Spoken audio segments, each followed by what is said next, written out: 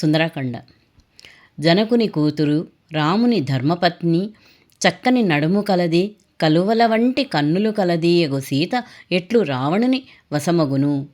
సీత భూగృహాదులలో దాచబడుటచే నగపడుకున్నను, సముద్ర పతనాదుల చేత ప్రాణములు వీడినను, రామునితో నెడబాటుచే స్వయముగనే మరణించినను, భార్యానురక్తుడగు రామునకీ విషయం మెరిగింపదగదు. రామునకెరిగింతున వాస్తవమగు దోషము కలుగును. అట్లని చెప్పకుందున వాస్తవమును చెప్పక స్వామిని వంచించిన దోషము తప్పదు. నాకీ విషయము పరస్పర విరుద్ధమై తోచుచున్నది. ఇట్లుండగా నిపుడు కాలోచితము యోగ్యమగు కృత్యమేది అని కర్తవ్యమును హనుమంతుడు మరలా నాలోచించెను. నేను సీతను గానక ఇటువంటి కిష్కింద కేగుదునా?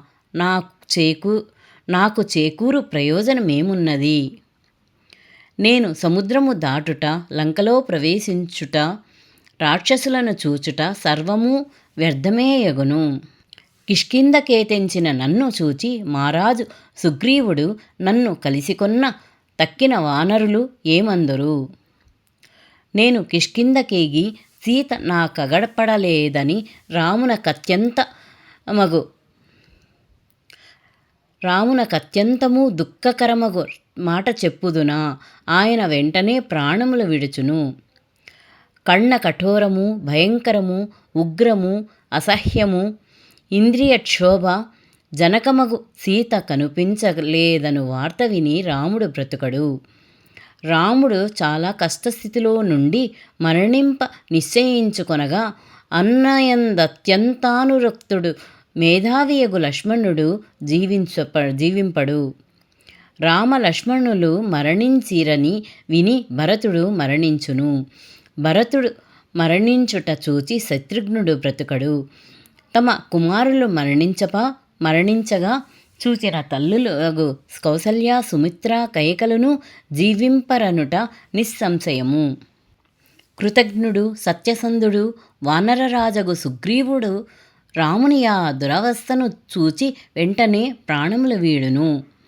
అప్పుడు పతివ్రతయగు రుమయు భర్తృ శోకముతో మనస్సు చెడి బాధ నొంది ఆనందము లేక దీనయ్యి మరణించును. వాలి మరణముచే మున్నే దుఃఖపీడితయైన తార రాజు కూడా మరణించుచో తప్పక ప్రాణములు విడుచును. తల్లిదండ్రులు మరణించి సుగ్రీవుడు నశింపగా రాముడగు కుమారుడగు అంగదుడు మాత్రమెట్లు జీవించును? తమ ప్రభువు మరణించెనని తెలిసి శోక పీడితులై ఒడలు తెలియక వానరులను పిడికిళ్లతో కొట్టుకొని రాళ్లతో తలలు బాదుకొని మరణింతురు. మంచి మాటలతో బహుమానములతో